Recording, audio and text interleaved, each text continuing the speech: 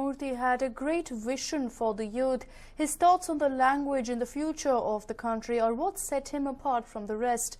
Here's what he had said in an earlier interview. If the young people of my country who are fortunate, who get education, like you, like I, relate to the rest of the people in the country, then there is no problem for me.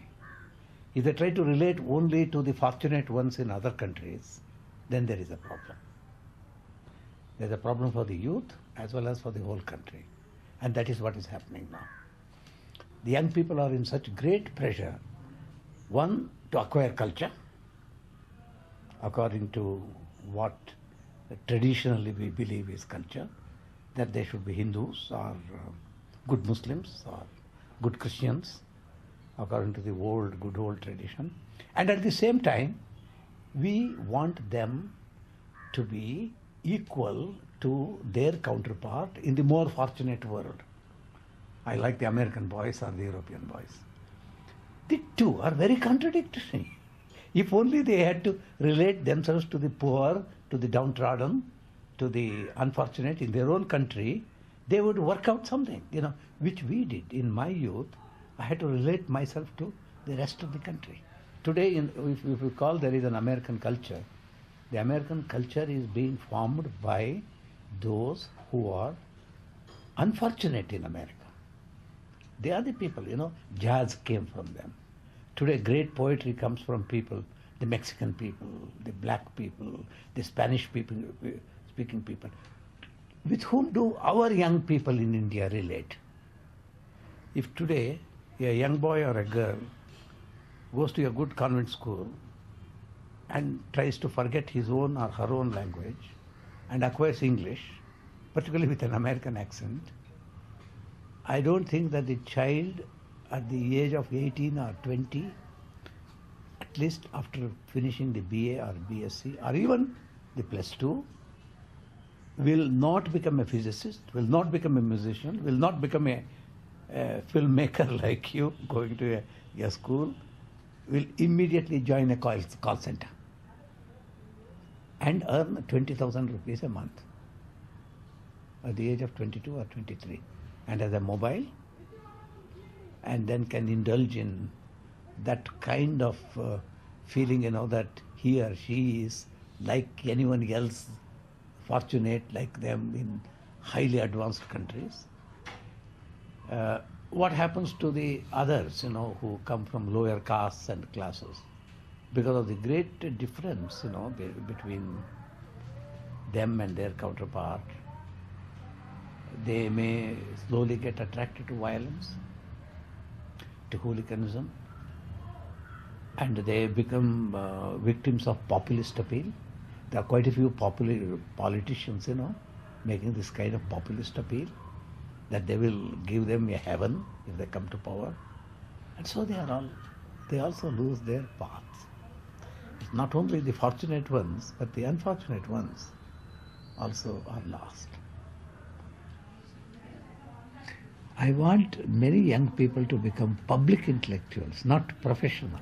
I'm not against somebody becoming a sociologist or this, but one should not think that one's career is ended there.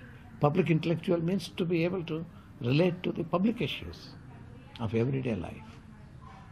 The point I am trying to make is there will always be like this, but there should be some people who swim against the current.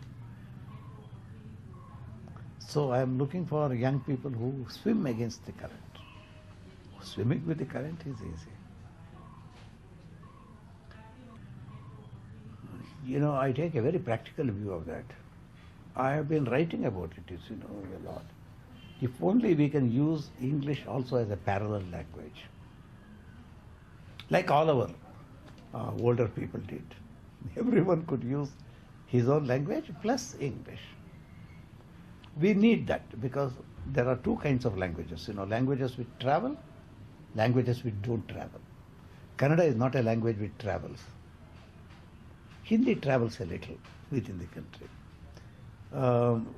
Tulu doesn't travel at all. Okay. But we should not give up the languages which do not travel, because we relate to our immediate environment through those languages, to a larger environment through another language. Now a boy or a girl growing, I would like first the child to be related to one's own environment, because there is a lot to learn, and then to other environment. So you need, at one time you needed Sanskrit, and later on you needed Persian. Today you need English. And if I go to China, I may need Chinese. So I'm not against languages, but languages should be acquired without giving up a language of your immediate environment. Imagine you go and settle down in Madhya Pradesh.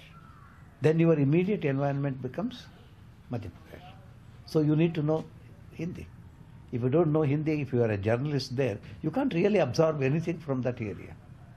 But if you need to relate to your relations, your cousins, your uncles, and because you have a family also, you need Kannada. So you will keep Kannada as a home language. You will learn Hindi to relate to others. You will certainly learn English because you want to get to know the latest developments. And that's the higher, healthier kind of development. Love of your own village is patriot. For me, patriotism begins with my love of Tirthali, my love of Deshimaga district, my love of Mysore, and my love of wherever I have lived, And if something happens in England, because I lived there 4 years in my life, I would feel very sad. So patriotism has no limits. It starts with your own village and your own immediate environment, your childhood environment, and it spreads. It's a wonderful thing to be. Quite a few Pakistanis are very patriotic so far as Bangalore is concerned, because they spent their youth in Bangalore. And there are quite a few Indians who love Lahore. That is real love, Dhaka. You may live in India, but you may love Dhaka, you may love Lahore. And people in Pakistan may love a place like Lucknow. I mean, this is very important for me when you talk of patriotism. And if you are patriotic like that, then you will prevent a war. Because you don't want your own place to be bombed.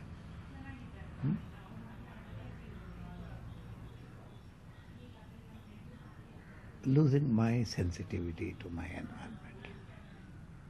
It can happen in utter selfishness, in my own desire for careerism. Because all those desires are there in me, like everybody else. It was there all my life, not that I didn't struggle with my desires. But I could have lost it. Because temptations are many for an immediate kind of success. Immediate. I mean, once you are in it, then you are lost. Because it begins to take you. For instance, if I didn't choose to be a teacher, because then, it was possible with my achievement, etc., to become something bigger, probably my life would have been different. And that would have been attractive also at that time, to do. But one fights it and one chooses, and particularly when you are young, you have many problems of this kind.